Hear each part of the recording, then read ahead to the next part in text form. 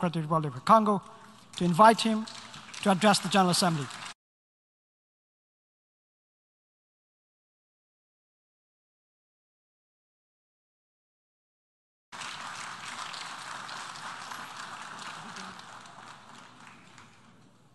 Monsieur le Président de l'Assemblée générale des Nations unies, Monsieur le Secrétaire général des Nations unies, Mesdames et Messieurs les chefs d'État et de gouvernement, Mesdames et Messieurs les chefs de délégation, c'est pour moi un grand honneur et un réel plaisir de prendre la parole du haut de cette tribune pour faire entendre la voix de mon pays, la République démocratique du Congo, sur les principales questions qui préoccupent au plus haut point la communauté internationale actuellement. Monsieur le Président, je voudrais néanmoins, avant toute chose, vous féliciter pour votre élection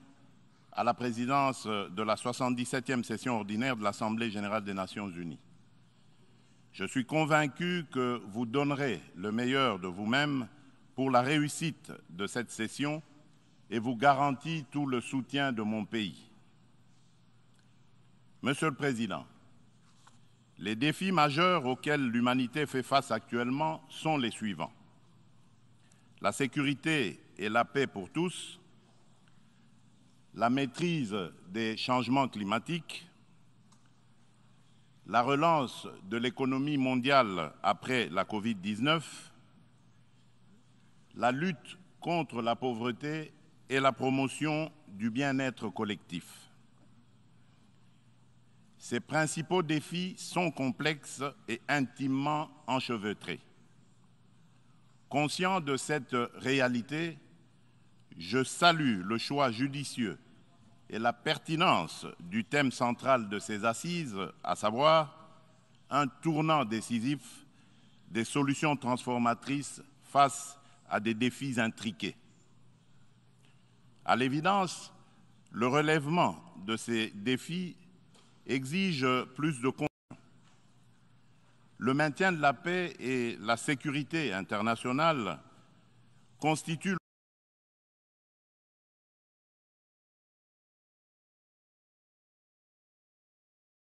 fondement et l'objectif primordial de la création de l'Organisation des Nations unies. Ni l'indifférence, ni l'immobilisme, ni l'attentisme de sa part ne sont par conséquent admissibles face à toute menace contre la paix et la sécurité internationale. À ce jour, la question de la sécurité et de la paix internationale se cristallise autour de la lutte contre le terrorisme ainsi que l'extinction des foyers de tension en Europe et en Afrique. En effet, le terrorisme n'a épargné aucun continent. Après l'Asie, l'Europe occidentale, l'Amérique du Nord, il se métastase en Afrique, où il a allumé le feu à plusieurs endroits et notre continent en paye un lourd tribut. Au Sahel, à l'Est, à l'Ouest, au centre et au sud de ce continent, les terroristes tuent par des expéditions barbares des populations innocentes et déstabilisent des États au nom de l'intégrisme religieux. Certes, des progrès remarquables ont été accomplis au Moyen-Orient dans la lutte contre ce fléau qui a battu de l'aile. Cependant, ce fléau est loin de s'essouffler et encore moins d'être éradiqué de notre planète. C'est pourquoi la République démocratique du Congo, une des victimes africaines de ce terrorisme, est membre de la coalition globale contre l'État islamique, interpelle la coalition et de celle du processus d'Aqaba. Les réactions, les déclarations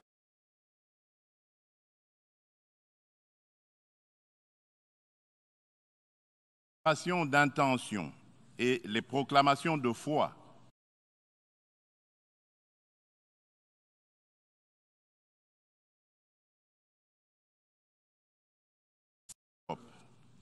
La guerre entre la Russie et l'Ukraine est une plaie béante dont le saignement atteint même l'Afrique lointaine et perturbe le commerce international à cause des dégâts collatéraux importants, notamment en matière d'approvisionnement en produits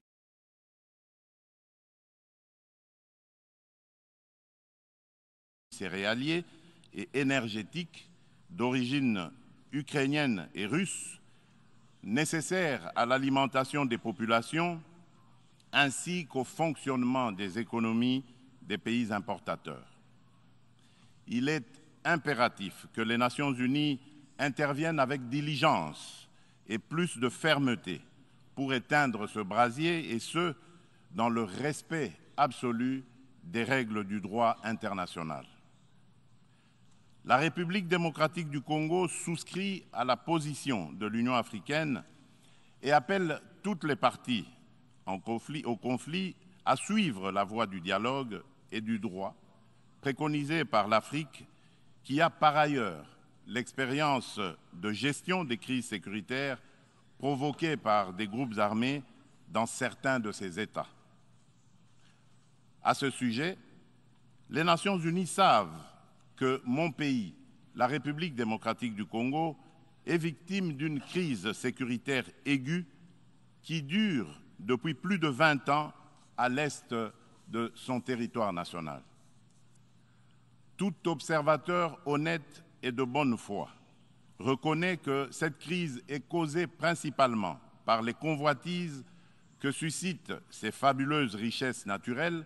et les ambitions de puissance de certains de ses voisins.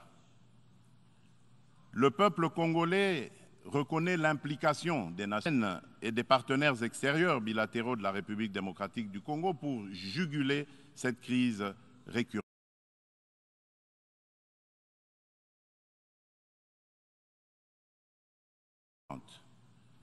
Il leur en est reconnaissant et s'incline devant le sacrifice de vaillants soldats de la paix qui ont perdu leur vie au front. En dépit des efforts internes inlassables, de la présence militaire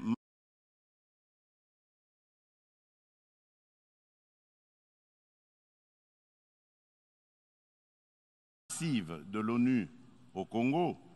et de son soutien diplomatique pendant 23 ans, le mal sécuritaire continue à ronger mon pays. Afin d'éradiquer définitivement l'insécurité, restaurer une paix durable et assurer la stabilité à l'est de la République démocratique du Congo, plusieurs accords ont été signés avec les groupes armés et même avec les pays voisins, sous la garantie de la communauté internationale. Des mécanismes nationaux et internationaux ont été créés. Toutes ces perspectives de règlement définitif du conflit n'ont duré que l'espace de quelques mois. Vite, l'architecture s'est fissurée et l'édifice s'est écroulé. Et on recommence toujours avec les mêmes tragédies. Depuis mon élection à la tête dans les provinces congolaises de l'Ituri, du Nord Kivu et du Sud Kivu, m'inscrivant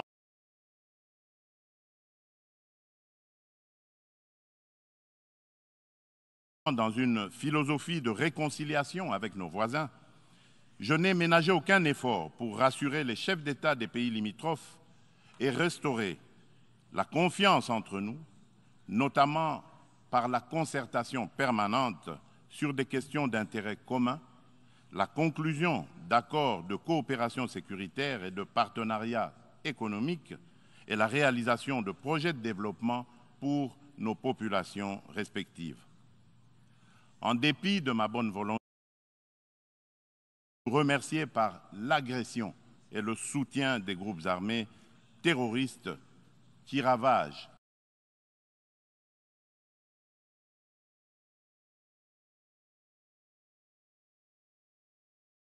l'Est de la République démocratique du Congo. C'est le cas actuellement du Rwanda qui,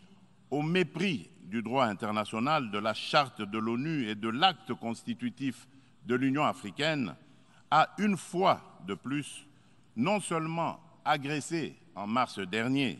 la République démocratique du Congo par des incursions directes de ses forces armées, les RDF, mais aussi occupe des localités de la province du Nord Kivu par un groupe armé terroriste interposé, le mouvement du 23 mars, dit M23, auquel il apporte un soutien massif, tant en matériel de guerre qu'en hommes de troupes. Et comme pour défier la communauté internationale, le M23, avec le soutien de l'armée rwandaise, a même abattu un hélicoptère de la MONUSCO et tué 8 casques bleus, commettant ainsi un crime de guerre. Je dénonce, en ce lieu emblématique de la vie internationale, avec la dernière énergie, cette énième agression dont mon pays est victime de la part de son voisin, le Rwanda, sous couvert d'un groupe terroriste dénommé le M23. Monsieur le Président, l'implication du Rwanda et sa responsabilité dans la tragédie que vivent mon pays et mes compatriotes des zones occupées par l'armée rwandaise et ses alliés du M23 ne sont plus discutables, dès lors que plus d'une fois, aussi bien les groupes d'experts dûment mandatés par l'ONU et le mécanisme d'organisation non gouvernementale humanitaire et des droits de l'homme crédibles les ont établis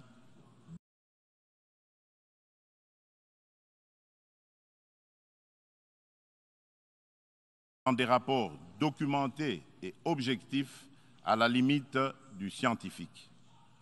Au demeurant, pour éclairer la communauté congolaise, réitère sa demande au président du Conseil de sécurité de distribuer officiellement aux membres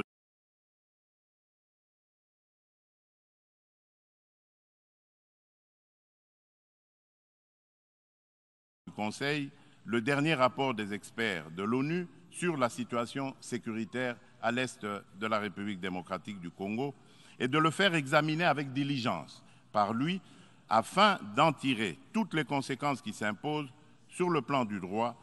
de la paix et de la sécurité internationale. Il y va de l'image et de la crédibilité de notre organisation. Procéder autrement serait, d'une part, encourager le Rwanda à poursuivre son agression, ses crimes de guerre et ses crimes contre l'humanité en République démocratique du Congo, et d'autre part, nourrir davantage la suspicion légitime des Congolais sur l'impartialité de l'ONU, ainsi que la complicité de certains de ses membres dans ces crimes. C'est pour mettre fin à cette suspicion et dissiper l'ambiguïté de certaines positions du Conseil de sécurité sur la crise sécuritaire à l'est de la RDC, ambiguïté qui excède la population congolaise et exacerbe la tension entre elle et la mission de l'ONU pour la stabilisation du Congo, la MONUSCO,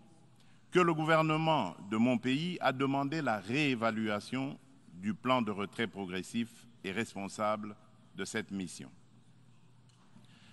Cette démarche d'ajustement est exigée par le constat unanime, même au niveau le plus élevé de notre organisation, des faiblesses regrettables de la MONUSCO, ce qui affecte certainement l'efficacité et la légitimité de l'action, ne peut par conséquent nullement remettre en cause les relations entre mon pays et notre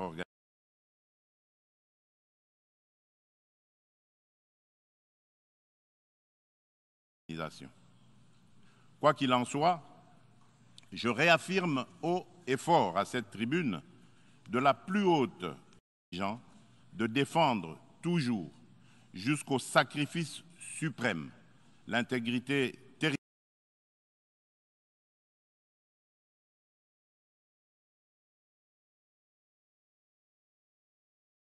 territoriale, l'indépendance et la souveraineté de leur pays, dans le respect, bien sûr, du droit international et des engagements pris au sein des organisations internationales dont il est membre. C'est ici le lieu pour moi de préciser que l'État congolais et la société civile ne permettront jamais à quiconque de tenir le discours de la haine tribale, ethnique et raciale ou xénophobe dans notre pays. La Constitution de la République et les lois congolaises interdisent un tel discours et le sanctionnent sévèrement. Nul ne peut donc prétexter de ce discours imaginaire pour justifier des aventures criminelles au Congo, diviser les Congolais et fragiliser l'unité nationale à laquelle tous mes compatriotes tiennent. La République démocratique du Congo n'est pas et ne sera jamais génocidaire. De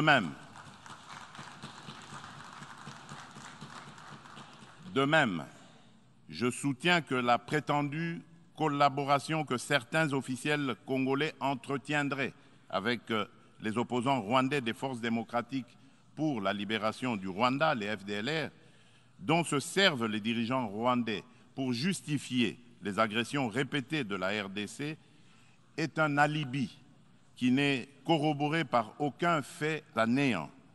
par les forces armées de la République démocratique du Congo, les FARDC, en étroite collaboration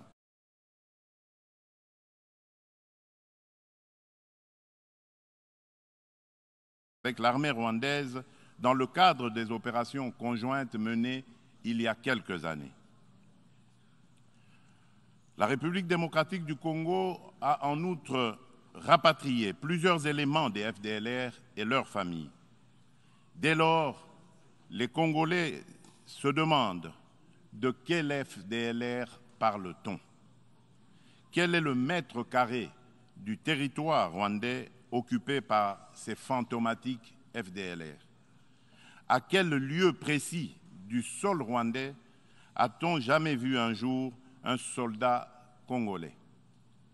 Quoi qu'il en soit, la République démocratique du Congo reste disponible pour toute action répressive contre tout groupe armé qui tenterait de troubler la paix et la sécurité dans un pays voisin et dans la région des Grands Lacs. Monsieur le Président, le peuple congolais demande aux Nations unies, à l'Union africaine, aux communautés régionales africaines et aux partenaires de la République démocratique du Congo de ne plus se fier aux dénégations éhontées des autorités rwandaises et de contribuer plutôt au rétablissement de la sécurité, à la construction d'une paix durable et à la création de conditions nécessaires à une coopération fructueuse dans la région des Grands Lacs et pour le bien de tous. À cet effet, il est nécessaire de voir ceci. 1. Rendre effectif le retrait immédiat du M23 des localités occupées, le retour des déplacés congolais de ces localités à leur domicile et la cessation sans condition du soutien de l'armée rwandaise à ce groupe terroriste, selon l'esprit et la lettre de la feuille de déclaration successive du Conseil de sécurité de l'ONU, du Conseil de paix et de sécurité de l'Union africaine,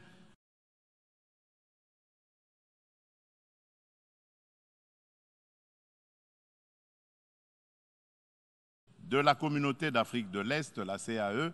et de la Communauté pour le développement de l'Afrique australe, la SADC. 2.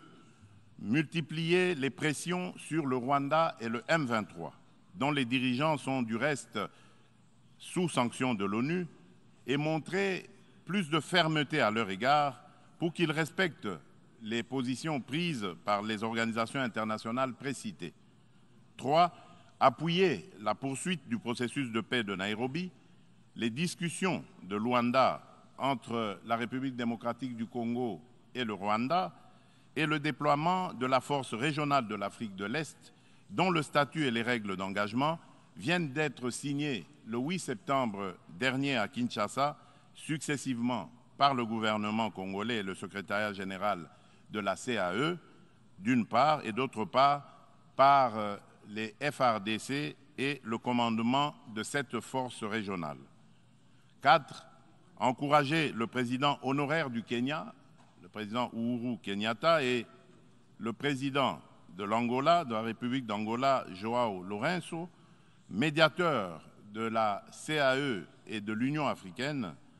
dans la crise sécuritaire en République démocratique du Congo, à poursuivre leurs bons offices.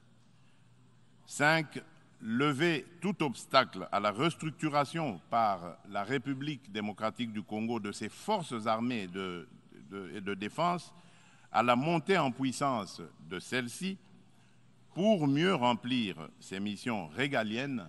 notamment par la levée pure et simple de toutes les mesures restrictives de l'acquisition d'équipements militaires, quelle qu'en soit la forme édictée par le Conseil de sécurité de l'ONU. La réalisation des actions préconisées ci-dessus garantira sans doute le peuple congolais de la certitude d'un règlement de la crise et facilitera un dialogue constructif entre toutes les parties concernées quant à ce. Monsieur le Président, nous, peuple congolais, sommes décidés cette fois-ci à mettre définitivement de casser à jamais le cycle infernal de la violence à l'est de la République démocratique du Congo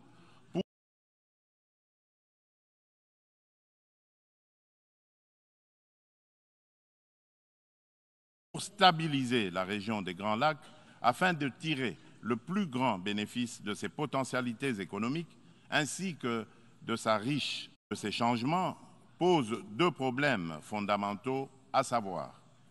la mise en œuvre d'un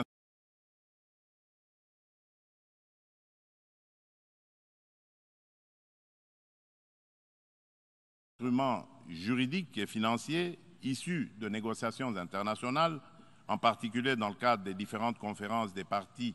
à l'accord des Nations Unies sur le climat, la COP, et la transition énergétique.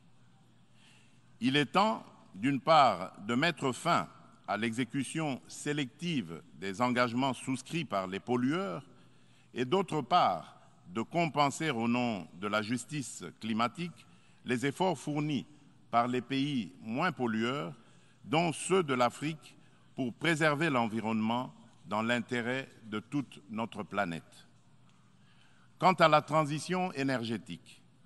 l'Afrique regorge suffisamment de sources d'énergie renouvelables et de matières premières susceptibles de contribuer à la mobilisation des alternatives crédibles à la double crise énergétique et écologique. De ce point de vue,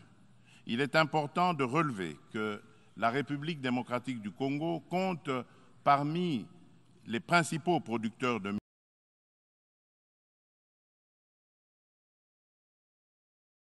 minerais stratégiques essentiels à la transition énergétique et à la décarbonisation le cobalt, le lithium, le nickel ainsi que le manganèse.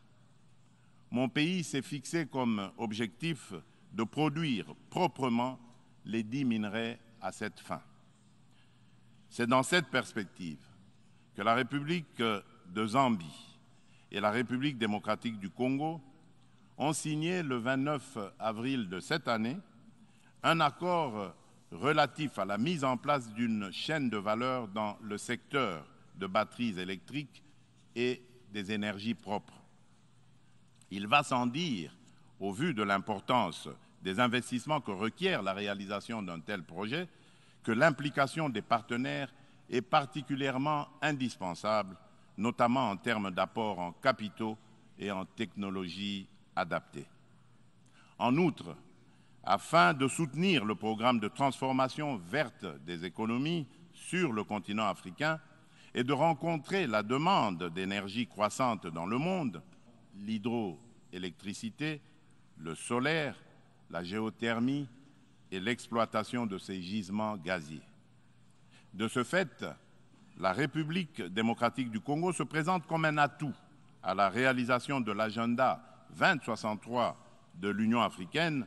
à travers la mise en œuvre du projet Grand Inga, lequel pourrait également s'avérer bénéfique pour une partie de l'Europe et du Moyen-Orient. C'est dans cette perspective qu'elle est heureuse d'abriter les travaux préparatoires de la 27e conférence des partis sur le climat, la pré-COP 27, qui se tiendront à Kinshasa le mois prochain. Monsieur le Président, je saisis cette opportunité pour apporter de la lumière sur le volet environnemental de l'appel d'offres lancé le 28 juillet dernier par mon pays pour l'exploration de ces 27 blocs pétroliers et 3 blocs gaziers, appel qui semble faire inutilement polémique sur la place publique internationale. À ce sujet, il convient de rappeler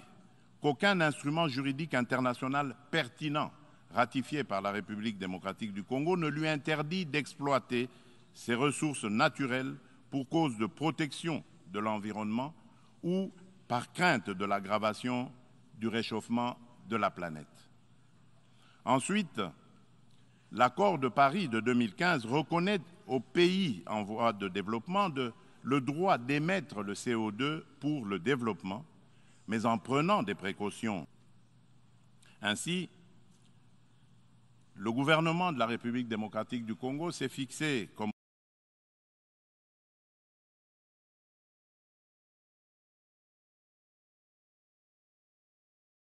objectif d'exploiter, dans le respect des normes environnementales, les ressources naturelles du pays et de les transformer localement pour leur donner de la valeur ajoutée et booster l'économie nationale, notamment par la création des richesses liquides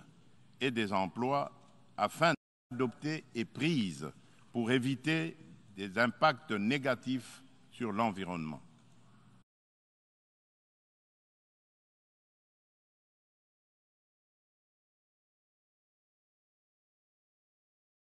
Elle prévoit, à l'instar d'autres pays d'Afrique et d'Europe qui ont relevé ce défi, l'exercice de contrôles gouvernementaux efficaces. Il est question pour la République démocratique du Congo d'atteindre ses objectifs économiques et sociaux en préservant ses forêts et en continuant de demeurer le pays solution pour la lutte contre le réchauffement climatique. Mon pays reste ouvert à la coopération avec tout partenaire disposé à l'aider à l'atteindre ses objectifs. Sur le plan économique, le pari à gagner est celui de donner les chances de redressement aux économies des pays affaiblis par les effets collatéraux des changements climatiques et du coronavirus, afin de promouvoir une croissance économique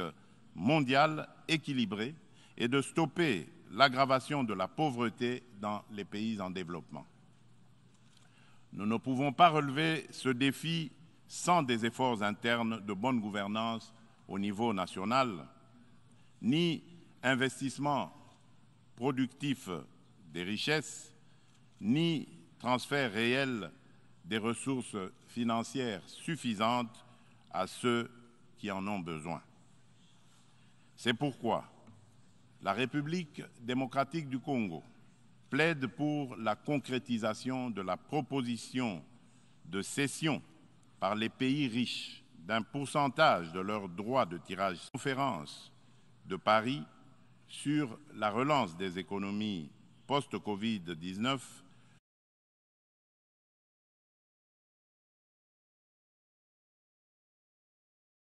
du mois de mai 2021 et appuyé par un engagement ferme du sommet du G20 d'octobre de la même année à Rome. En tout cas, toute facilité d'accès aux ressources additionnelles en faveur des pays éprouvés par les changements climatiques et la Covid-19 sera la bienvenue. De même, l'allègement du fardeau de la dette des pays à faible revenu devra demeurer une préoccupation permanente qu'il convient d'intégrer difficile par suite des effets pervers de la pandémie de Covid-19, la République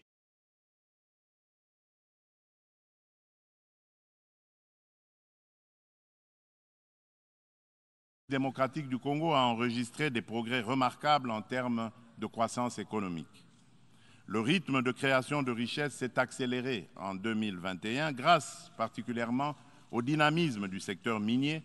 dont la croissance de la production est passée de 1% en 2019 à 10,1% en 2021, par suite de la bonne tenue des cours du cuivre et du cobalt sur le marché international. Le taux d'inflation et celui de change du franc congolais sont restés relativement stables. Aussi, le Conseil d'administration du Fonds monétaire international a-t-il conclu favorablement la deuxième revue du programme soutenu par la Facilité élargie de crédit. Le Fonds monétaire international a exprimé son satisfecit sur les politiques macroéconomiques prudentes adoptées par le gouvernement de la République démocratique du Congo.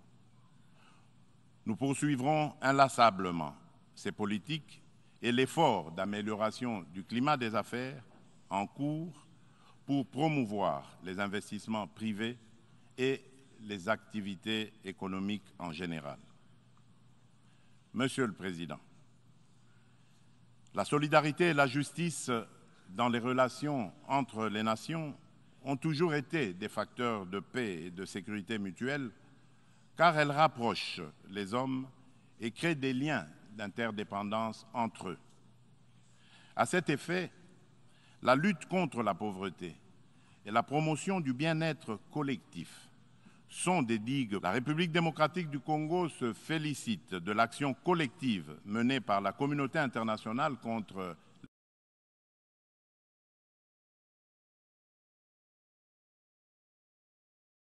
la COVID-19 et salue l'initiative des États-Unis d'Amérique, New Feed the Future, pour financer l'agriculture afin de combattre la faim et l'insécurité alimentaire en Afrique par suite de la crise russo-ukrainienne et dont la République démocratique du Congo. Mon pays appelle à de telles actions et initiatives et non seulement contribue à résoudre les problèmes de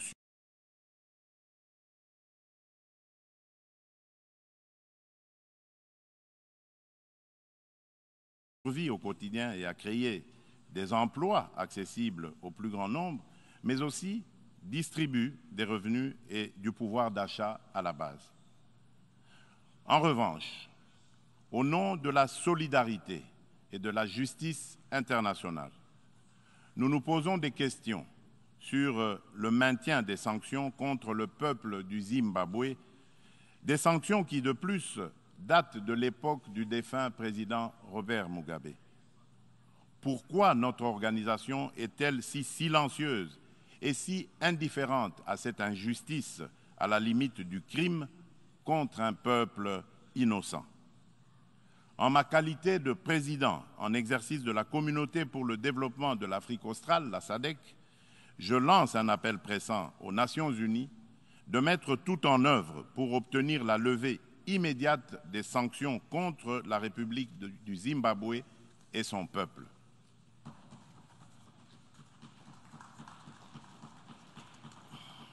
Monsieur le Président, dans ce monde multipolaire, aucun pays, aussi puissant et riche soit-il, ne peut prétendre affronter seul les défis que je viens d'exposer ci-dessus, et encore moins les relever dans l'intérêt de tous. L'importance des enjeux, la complexité des problèmes à résoudre et l'ampleur de la tâche exigent une approche multilatérale équitable qui intègre les intérêts d'un chacun et mutualise les énergies de tous dans le respect réciproque. C'est pourquoi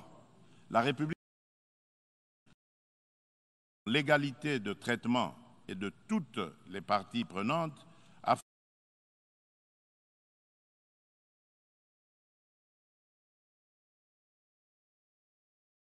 afin de créer des espaces de dialogue et de coopération dont nous avons besoin pour assurer la paix et la sécurité internationale. C'est cela, l'Organisation des Nations Unies que nous voulons. Pour ce faire, il nous faut accorder le bénéfice de l'urgence à la réforme de l'ONU qui semble actuellement marquer le pas. Dans ce cadre, Je me fais le devoir d'insister sur la nécessité de satisfaire la revendication légitime et juste de l'Afrique d'être représentée au sein du Conseil de sécurité de l'ONU par 2 sièges supplémentaires dans la catégorie des membres non permanents et par 2 autres dans celle des membres permanents avec les mêmes droits, y compris celui de veto, les mêmes privilèges et obligations que ceux des membres permanents actuels. C'est une question de justice à rendre à un continent, mieux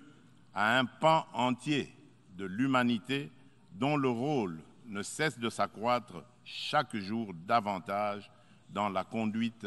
des affaires internationales. Nous, Africains, y tenons fermement. Monsieur le Président de l'Assemblée générale des Nations unies, Monsieur le Secrétaire général des Nations unies, Mesdames et Messieurs les chefs d'État et de gouvernement, sur la parité hommes-femmes. À ce propos, il y a lieu d'insister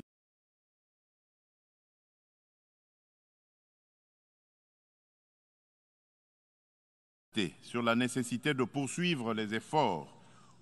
en cours, tant au niveau international qu'à celui des États, pour créer des espaces d'égalité du genre et des opportunités de liberté et d'action pour la femme. Pour ce faire,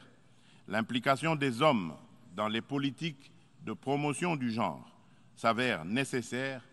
parce que d'une part, l'homme partage la vie avec la femme et d'autre part, depuis des temps immémoriaux, pour des raisons diverses, l'homme s'est forgé une prééminence sur la femme qui lui confère une influence déterminante sur le destin de cette dernière. Nous devons mettre un terme à cette situation de fait. C'est pourquoi, lors de mon mandat à la tête de l'Union africaine, j'ai initié une rencontre des chefs d'État et de gouvernement de l'organisation continentale sous le thème de Conférence des hommes sur la masculinité positive. De ce rendez-vous historique tenu à Kinshasa en 2021,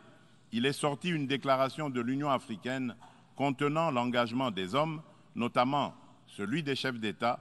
et de gouvernement, de mettre fin aux violences faites aux femmes et aux filles et apporter des réponses appropriées à cette problématique. Cette déclaration constitue une véritable charte de l'Union africaine pour la femme que je m'attelle à matérialiser en ma qualité de champion de l'Union africaine pour la masculinité positive. C'est dans ce cadre que j'ai entrepris de promouvoir davantage la Congolaise qui occupe aujourd'hui de plus en plus l'avant-plan de la gestion des affaires publiques au sein des institutions politiques, judiciaires et administratives de mon pays, de perception de la femme et de son rôle dans la société, mais aussi dans la prise en charge par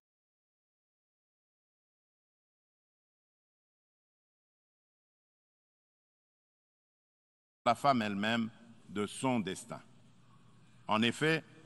la parité n'est pas un cadeau fait à la femme, mais une de la 77e session ordinaire de l'Assemblée générale. Je vous remercie.